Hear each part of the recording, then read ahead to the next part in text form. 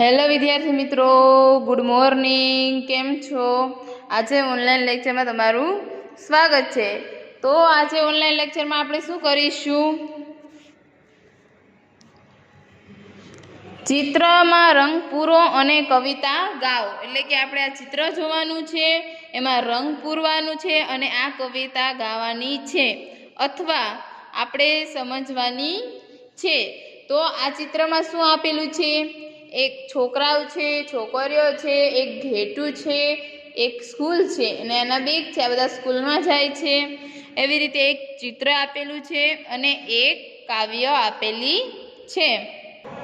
તો હવે આપણે આ કવિતા ગાશું, પછી તેનું સ્પેલિંગ લખશું અને પછી તેનું ભાષાંતર કરીશું.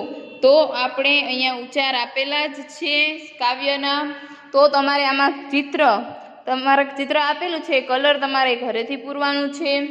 તો આપણે આ ચાલુ કર્યા પહેલાં એના સ્પેલિંગ લખી લઈએ. તો એની પહેલાં તમારે એક બુક કાઢવાની છે, પેન્સિલ કાઢવાની છે અને જે તમને કાવ્ય લખેલી છે તે પણ બુક કાઢવાની છે. તો હવે મારી હારોહાર એક એક સ્પેલિંગ લખતું જવાનું છે. તો બુક ને પેન્સિલ કાઢો. કાઢી બુક. તો અહીંયા લખો, હેડિંગ મારો કવિતા ઓ. મરાઈ ગયું હેડિંગ, લખાઈ ગયું હેડિંગ. પછી અહીં લખો સ્પેલિંગ, પછી ઉચ્ચાર અને અર્થ. બરાબર, હવે લખવાનું. તો હવે હું એક એક સ્પેલિંગ લાઇન ટુ લાઇન લેતી જઈશ.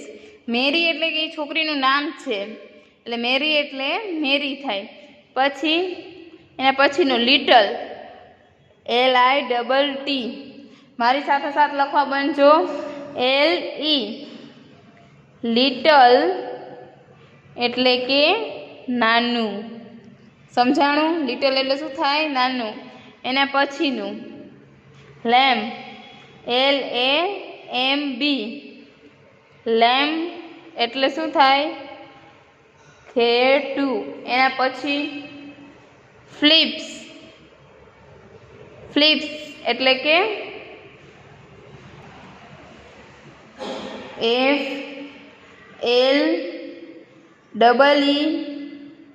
FLEECE. ફ્લીસ એટલે ઊન પણ થાય અને રૂ પણ થાય. પછી એના પછીનો સ્પેલિંગ વ્હાઇટ, WHITE. વ્હાઇટ એટલે સફેદ.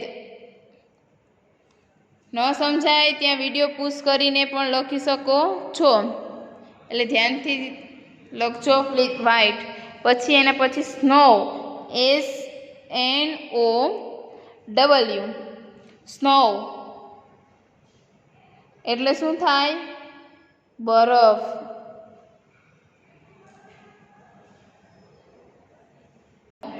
એટલે બરફ. પછી એને પછી એવરીવેર. તો કે એનો સ્પેલિંગ EVERYWHERE.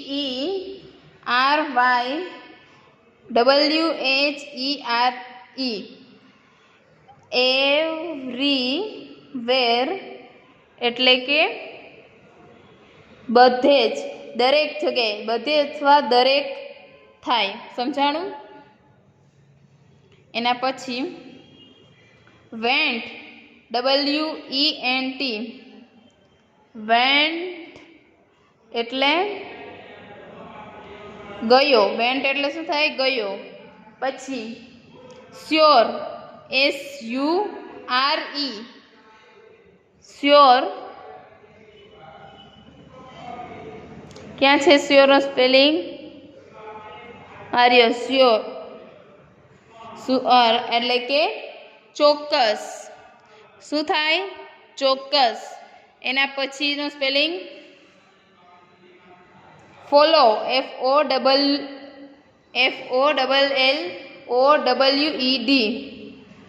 ફોલો. ફોલોડ એટલે કે પીછો કરવો. શું થાય? પીછો કરવો. પછી સ્કૂલ SCHHOOL સ્કૂલ એટલે કે શાળા. પછી અગેન AGAINST અગેન.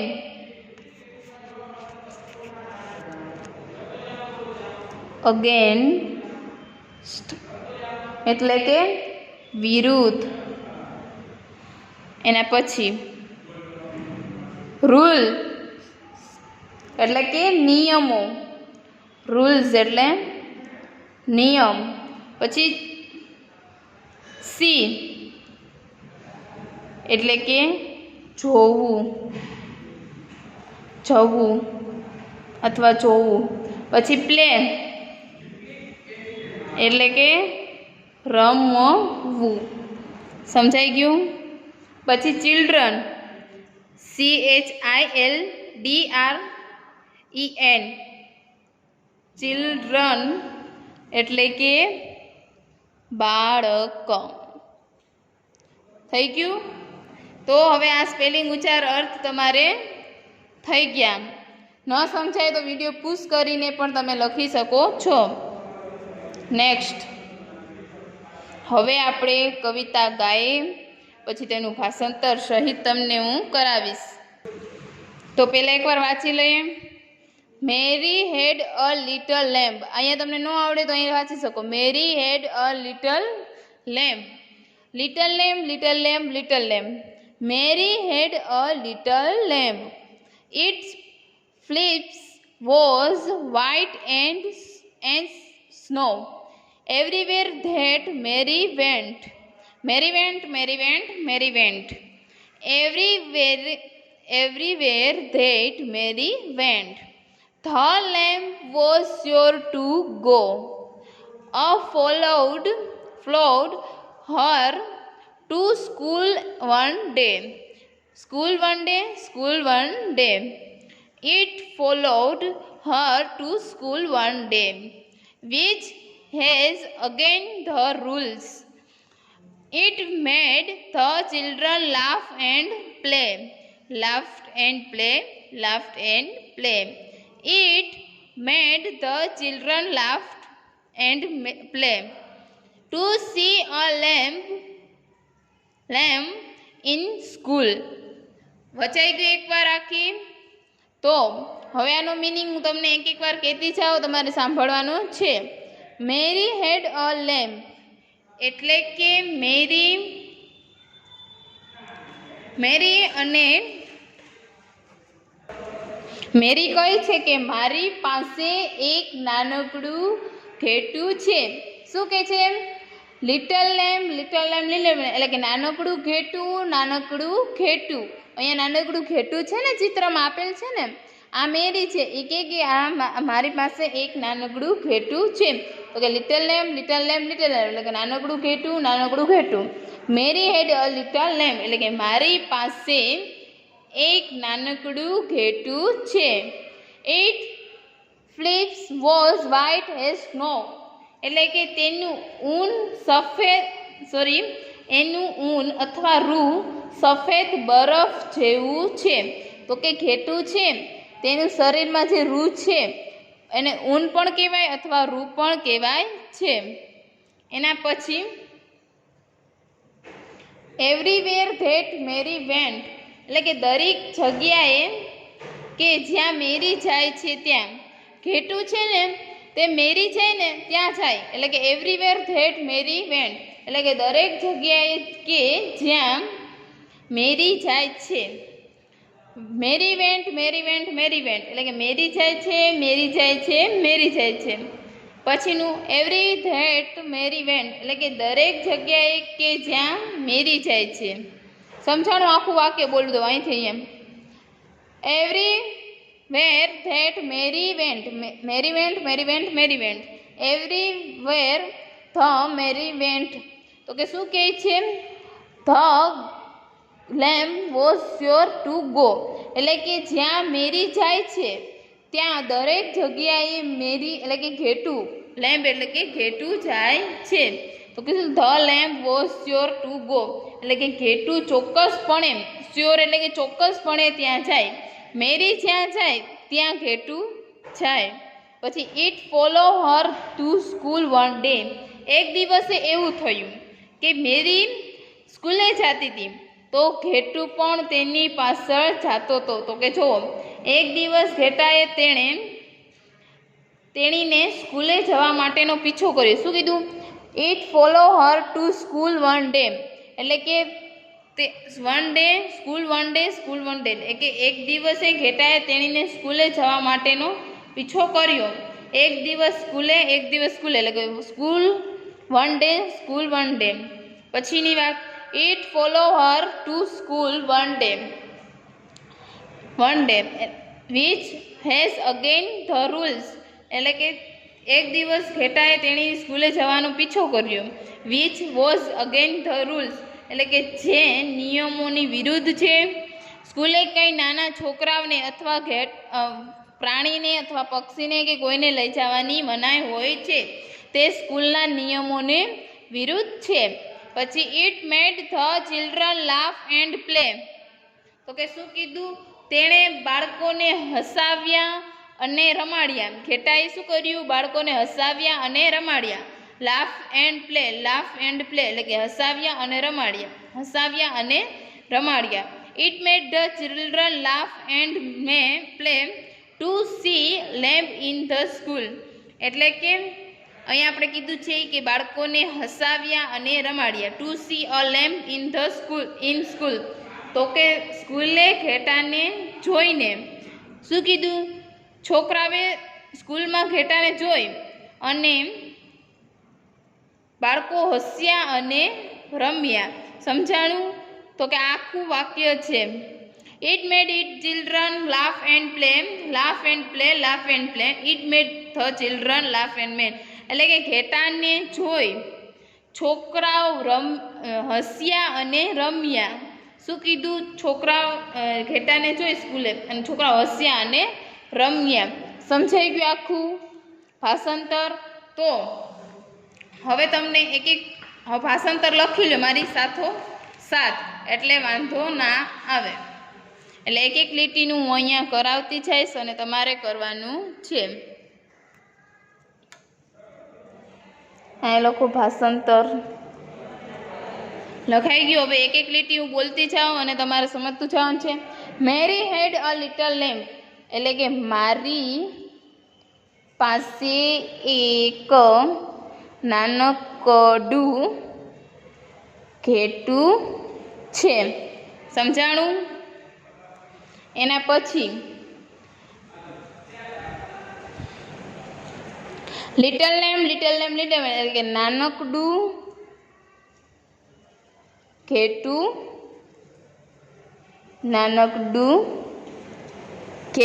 સમજાણું? લિટલ લેમ્પ નાનકડું ઘેટું છે. મારી પાસે નાનકડું ઘેટું છે. એની પછી મેરી હેડ અ લિટલ લેમ્પ, એટલે કે આના જ વાક્ય છે.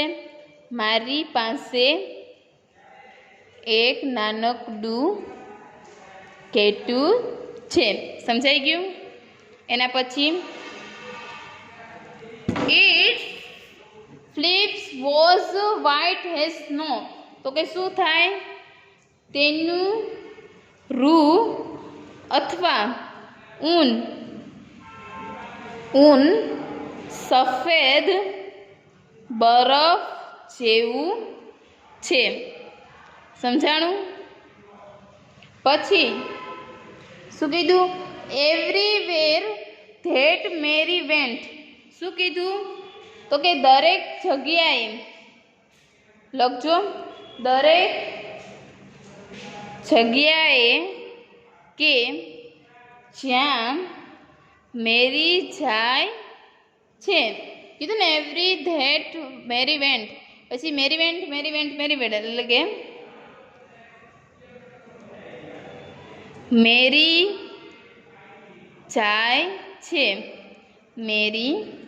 જાય છે. એના પછી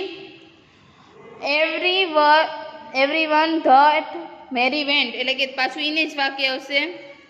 દરેક જગ્યા એ કે જ્યાં મેરી જાય છે. પછી શું કીધું? The lamb was sure to go. તો કે ઘેટું ચોક્કસ પણે ત્યાં જાય છે. એના પછી it follow her to school one day, એટલે કે એક દિવસ, એના પછીની લાઈન, એક દિવસ ઘેટાએ તેણીનો સ્કૂલે જવા માટે પીછો કર્યો. પછી એના પછીની લાઈન, સ્કૂલ વન ડે એટલે કે એક દિવસે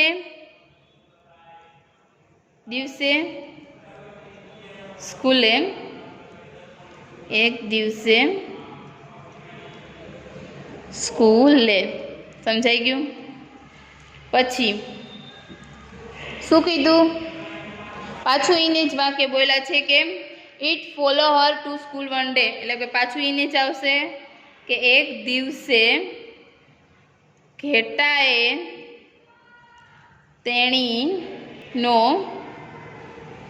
સ્કૂલે જવા માટે પીછો કર્યો.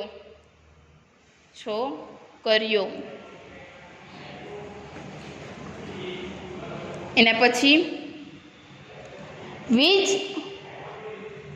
વોઝ અગેન ધ રૂલ્સ, એટલે કે તે નિયમની વિરુદ્ધ છે. પછી laugh and play, it made the children laugh and play to see a lamp in school. તો કે શું થાય છે? તેણે બાળકોને હસાવ્યા અને રમાડ્યા. પાછું આવે લાફ એન્ડ પ્લે, તો કે હસાવ્યા અને રમાડ્યા. પાછું હસાવ્યા અને રમાડ્યા. પછીનું શું કીધું? It made this children laugh and play to see a lamp in school. તો કે તેણીએ બાળકોને હસાવ્યા અને રમાડ્યા.